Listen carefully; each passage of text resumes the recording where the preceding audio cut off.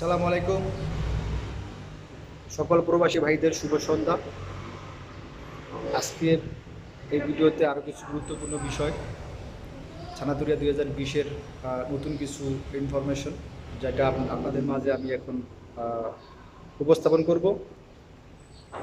তো আমি প্রথমে বিস্তারিত আলোচনা করার আগে আমি আপনাদের বলবো অবশ্যই আপনারা আমার এই ভিডিওটা শেয়ার করবেন, সাবস্ক্রাইব করবেন, হ্যাঁ, অন্য আপনাদের বন্ধুবান্ধব সবাইকে শেয়ার করবেন এবং সবাইকে জানাই দিবেন।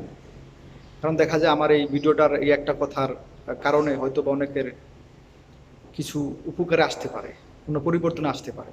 হ্যাঁ, তো অবশ্যই এটা সাবস্ক্রাইব করবেন। আপনি সাবস্ক্রাইব করবেন এই কারণেই যেন পরবর্তী নিউজটা যেন আপনিও জানতে পারেন। হ্যাঁ, যেহেতু আমাকে অনেকে ফোনে নক করতেছেন, কারণ আমি সবার ফোন রিসিভ করার সময় হয় না, আমি সময় পাইও না, কারণ আমি অনেক ব্যস্ততার ভিতরে থাকি। কারণ রেস্টুরেন্ট আছে, এটা তো হয়তো বা অনেকেই জানেন। ঠিক আছে, তো আগে আমার ব্যবসার প্রাধান্য, এটা সবসময় আমাকে ব্যবসার প্রাধান্য দিতে হবে। যাই হোক, এখন আমি মূল আলোচনা চলে যাই। যেটা বলা হয়েছিল যে আমরা আসলেই মানে একটা যখন আইন প্রয়োগ করা হয়, মানে আইন তৈরি করা হয়, তো এই আইনের আমি আগেও বলছি যে আইনের ভিতরে পরিবর্তন আসতে পারে। ঠিক আছে, তো এই পর্যন্ত যে পরিবর্তনটা আসছে আমি সেই পরিবর্তন সম্বন্ধে বলবো। হ্যাঁ, কিন্তু দেখা যায় আজকে আমি এখন এই ভিডিওটা ছাড়লাম, এরপরে কালকেও দেখা যায় আবার পরিবর্তন আসতে পারে। পরিবর্তন আসতেই পারে, যে কোনো মুহূর্তে পরিবর্তন আসতে পারে। হুম, যা পরিবর্তনের শেষ নাই।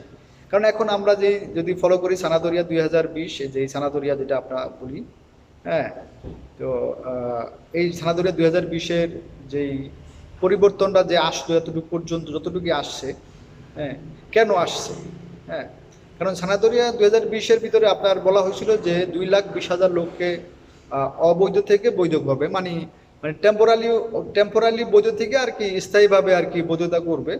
হ্যাঁ, 2,20,000 লোকের মতো বলা হয়েছে। কিন্তু এই পর্যন্ত প্রায় আপনার অনেক দিন চলে গেছে গা। হ্যাঁ, এখন পর্যন্ত সেরকম দোমান্দা পড়ে নাই। দোমান্দা মনে করেন মোট তো এ পর্যন্ত দোমান্দা হয়তো পড়ছে আনুমানিক 20,000 দোমান্দা পড়ছে, অ্যাপ্লিকেশন পড়ছে। আমি যেটা পেপারে পড়লাম এই পেপার অনুসারে বুঝতে পারলাম। হ্যাঁ, 20,000 দোমান্দা পড়ছে।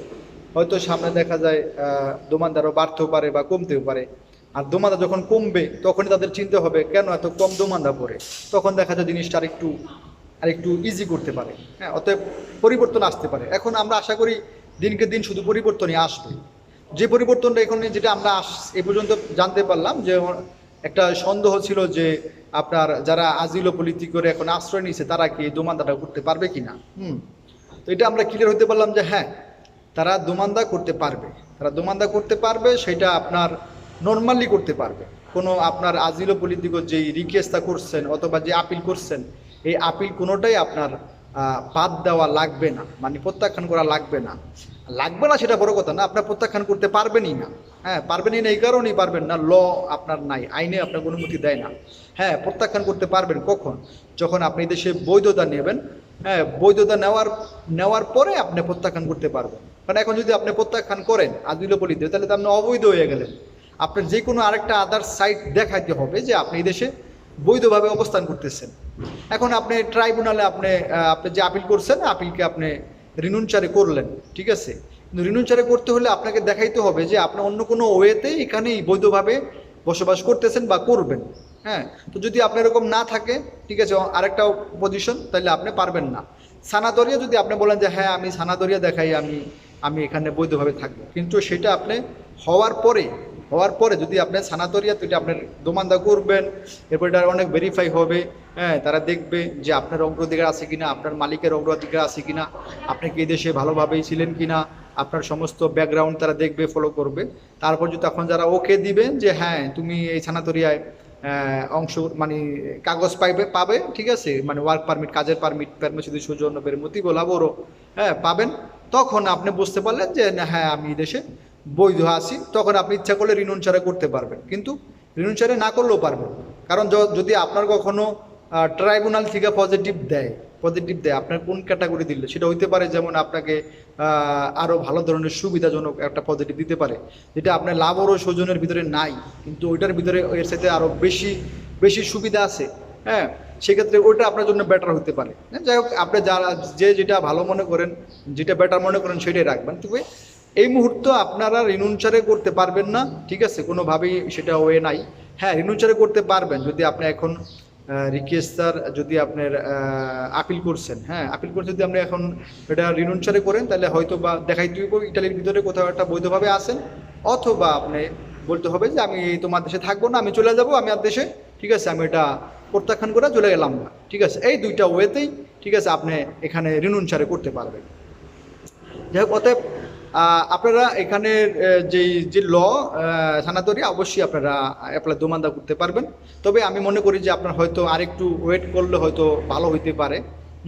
কারণ তারা আরও কিছু পরিবর্তন দিতে পারে, হয়তো বা এরকম হইতে পারে যেমন এখন আপনার 500 ইউরো যেই ফি, এই ফি 500 ইউরোর জায়গায় আরও কমায় নিয়ে আসতে পারে। এক্সাম্পল 400 ইউরো, 300 ইউরো এরকম নিয়ে আসতে পারে। হ্যাঁ, এরপরে যেমন দেখা যায় এরকম হইতে পারে যেমন না আরও আরও নানান ধরনের সুবিধা থাকতে পারে, ঠিক আছে। সেটা আমি এখন মানে আপনাদের আনুমানিক বলে লাভ নাই, ইজি করতে পারে। যাই হোক, যদি আপনাদের সমস্ত মালিক রেডি থাকে তাহলে তাড়াহুড়া করার কিছুই নাই, কারণ তারা যেই কোটাগুলো দিছে এখনও কোটা আপনার পূর্ণ হইতে মেলা দেরি। এই কোটা পূর্ণ হবে কবে এটা বলা যায় না, অতএব তাড়াহুড়ার কিছুই নাই, ঠিক আছে। আপনারা ধীরে সুস্থে সঠিকভাবে আপনারা দোমান্দা করেন। হ্যাঁ, আপনারা যে মালিকদের দোমান্দা করবেন অবশ্যই মালিক যাচাই করবেন, কারণ যদি কোনো কারণবশত আপনার এটা রিজেক্ট হয়ে যায়, ঠিক আছে, তাহলে তো আপনি একটা সুবিধা বঞ্চিত হইলেন। রিজেক্ট কী কারণে হইতে পারে? রিজেক্ট অনেকগুলো কারণে হইতে পারে। হ্যাঁ, কারণ এটা আবার ডিপেন্ড করে যেমন কোন প্রভিন্সিতে আপনি আছেন। হ্যাঁ, কোন প্রভিন্সিতে আছেন সেই প্রভিন্সি কিভাবে তারা আপনার এটা কন্ট্রোলিং করে। হ্যাঁ, এটার যেই দোমানদাটা করবেন তারা এটা কীভাবে আপনার ভেরিফাই করে ডিপেন্ড করবে তাদের উপরে। হ্যাঁ, যেমন যদি এখন আপনি আপনার সালেনুর মনে করেন প্রাতিকাটা আপনার দোমান্দা করলেন। হ্যাঁ, সালেনুর প্রাতিকার যে অফিসের যে হেড, উনি যদি আপনাদের বিদেশিদের পক্ষপাতী হয়, মানে বিদেশি যদি ভালো জানে, তাহলে দেখা যায় আপনার কন্ট্রোলিংটা একটু ইজি করতে পারে, সহজ করতে পারে। হ্যাঁ, আবার অন্য কোনো প্রভিন্সি যদি যে কন্ট্রোলিংয়ের কমান্ডার হবে, যে হেড, সে হইতে পারে যে সে বিদেশিদের পছন্দই করে না, সেক্ষেত্রে সে তার প্রভিন্সির এলাকায় কন্ট্রোল একটু হার্ড করতে পারে। অতএব সব কিছু মনে করেন তদন্ত করতে পারে, ভালো মতন গুইটা ঘাটা সব কিছু দেখতে পারে। অবশ্যই আপনারা যে বাসার অ্যাড্রেস দিবেন সঠিকভাবে দিবেন এবং সেখানে থাকার চেষ্টা করবেন। হ্যাঁ, এবং অবশ্যই আপনারা আপনাদের মালিকদের চিনবেন এবং চিনা তারপরে তাদের সম্বন্ধে জানবেন, জানা শুনে অবশ্যই কাগজ জমা দিবেন। কারণ আপনার এখানে কাগজ, আপনার যে ডকুমেন্ট হবে নিশ্চয়তা কেউ দিতে পারবে না যে 100-র ভিতরে 100 আপনাকে 100-100 আপনাকে কাগজ দিয়ে দিবে। যদি কেউ এরকম কথা বলে থাকে তাহলে সেটা বলা হবে চাপা মারা, ঠিক আছে। অতএব চাপা মারার কোনো ফল্টের ভিতরে আপনারা কেউ করার চেষ্টা করবেন না। কারণ আপনারা নিশ্চিত দিতে পারি যে একমাত্র আমাদের মৃত্যু হবে, এটা আমরা নিশ্চিত দিতে পারি। হ্যাঁ, বাকি সবগুলো অনিশ্চয়তা। অতএব খুব সাবধান এরকম কথাবার্তার যদি কেউ বলে, হ্যাঁ, বা কারো যদি কোনো সাজেশন এরকম আপনি নিতে চান, তো সেটা আপনার দেখা শুনা বুঝে তারপর নেবেন। আমি আপনাদের মাঝে শুধু জাস্ট একটা ইনফরমেশন হিসেবে আমি ইনফরমেশন দিয়ে থাকি। অতএব যদি আমার কথা ভালো লাগে সেটা আপনারা মানার চেষ্টা করবেন বা সেই রুলসে আগানোর চেষ্টা করবেন।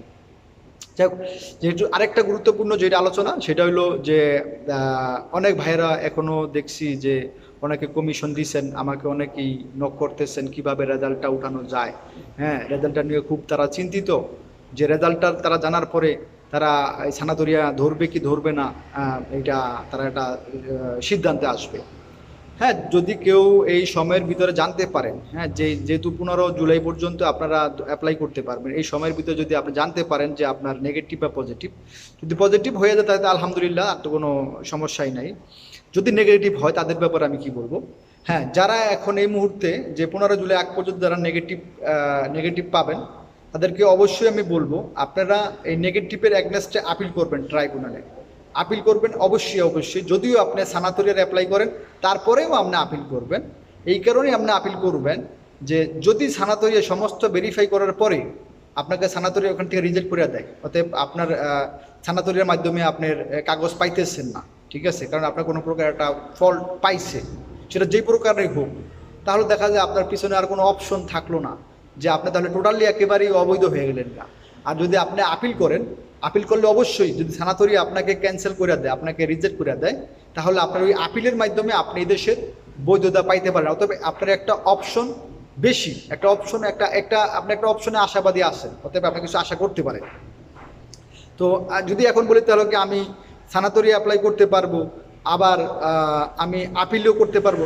অবশ্যই পারবো, অবশ্যই পারবেন। আমি এর আগে একটা ভিডিওতে বলছি, কারণ সানাতরিয়া হলো এটা একটা ডকুমেন্টস দেওয়ার, মানে এখানে লিগ্যাল করার, অবৈধ থেকে বৈধ করা, বা আপনাকে একটা সৌজন্য দিবে লাভরও, এটা একটা আলাদা রুলস, মানে আলাদা লেজ্জে। হ্যাঁ, আর যেটা আজিলো পলিটিকো, ঠিক আছে, এটাও একটা আলাদা লেজ্জে। অতএব আপনি দুটোটাই একসাথে করতে পারবেন, কিন্তু ফাইনালি যখন ডকুমেন্ট নেবেন, ঠিক আছে, যদি আপনার এখন সানাতরিও আছে বা আপনার আজিলো আছে, ঠিক আছে, সেই ক্ষেত্রে কস্তুরি আপনাকে প্রশ্ন করবে যে আপনি কোনটা চয়েস করবেন, আজিলো করবেন না সানাতরিয়া। যদি আপনি সানাতরিয়া নেন, ঠিক আছে, তাহলে আপনি আপনার আজিলো পলিটিকো এটা রিনুনচারে হয়ে যাবে, ঠিক আছে, বা রিনুনচারে আপনি করে ফেলতে পারবেন। কিন্তু আপনি প্রথমত নিজেকে বৈধভাবে এই দেশে অবস্থান না করতে পারলে আপনি আজিলো পলিটিকো রিনুনচারে করতে পারবেন না, সম্ভব না, ওটা প্রত্যাখ্যান করতে পারবেন না। এখানে লেজ্জে আপনাকে সেই অনুমতি দেয় না। হ্যাঁ, যাই হোক, সকলকে বলবো আমি আসলে এই ভিডিওটার মাধ্যমে যেমন সবাই যদি দেখে ভিডিওটা, ঠিক আছে, সবাই যদি জানে, অবশ্যই কোনো এক ভাইয়ের এই ভিডিওটার একটা একটা গুড, একটা ভালো আইডিয়া বা ভালো ধারণা আসতে পারে। কারণ যদি অনেকেই সানাতরিয়া ধরবে আশা কইরা, তাই সে আপিল, সে কমিশন থেকে নেগেটিভ খাইলো, তারপরে উনি আর আপিল করলো না, তাহলে বড় একটা তার আফসোস থেকে গেল গা, ঠিক আছে। আর যেহেতু আমরা এখন বর্তমানে এই 2012 সালের 2012 সালের পরে আমরা আজিলো পলিটিকের ভিতরেই অনেকেই বেশি আগ্রহী হয়েছি। হ্যাঁ, কারণ এর আগে আজিলো পলিটিকো সম্বন্ধে অনেকের আইডিয়া ছিল না, ধারণা ছিল না আজিলো পলিটিকো কি বা কারা কারা আজিলো পলিটিকোর আশ্রয় নিতে পারে। এখনও অনেকেই আছে যে আজিলো পলিটিকোর যেই মূলত যে ল, এটার অর্থটা এখনই অনেকেই বোঝে না, অনেকেই জানে না। সবাই মনে করে আজিলো পলিটিকো মানে একটা ডকুমেন্টস করার রাস্তা, ঠিক আছে। হ্যাঁ, যাই হোক, কিন্তু আসলে আজিলো পলিটিকো মানে হলো যে এখানে দেশে আপনি আশ্রয় নেওয়া, আপনি গভর্নমেন্টের কাছে আপনি এখানে আশ্রয় চাইছেন, কারণ যে আপনার নিজ দেশে কোনো প্রকার সমস্যা আছে, হ্যাঁ, সেই জন্য আপনি এখানে আশ্রয় নিছেন। অতএব অতএব যাই হোক, আমার এখন কাস্টমার চলে আসছে, আজকে আর আপনাদের মাঝখানে আমি তেমন কথা আলোচনা করতে পারবো না। ইনশাল্লাহ পরবর্তীতে আপনাদের মাঝে আরও গুরুত্বপূর্ণ বিষয়ে নিয়ে আলোচনা করার বিষয় নিয়ে আমি আসবো, তথ্য নিব। হ্যাঁ, তবে অবশ্যই ভালো থাকেন, সবাই সুস্থ থাকেন। আসসালামু আলাইকুম।